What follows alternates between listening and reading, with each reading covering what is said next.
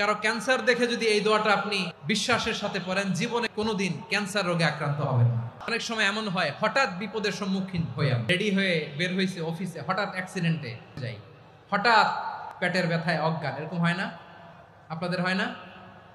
বিষ্ণু ইসলাম বলেন, আকস্মিক দুর্ঘটনার বিপদ থেকে যদি কেউ বাঁচতে চায়, সকাল সন্ধ্যা যেন প্রত্যেকে এই দোয়াটা পড়ে। সকালে যদি 3 বার পড়ে, সন্ধ্যা পর্যন্ত হঠাৎ হঠাৎ বিপদ থেকে সে রক্ষা পাবে।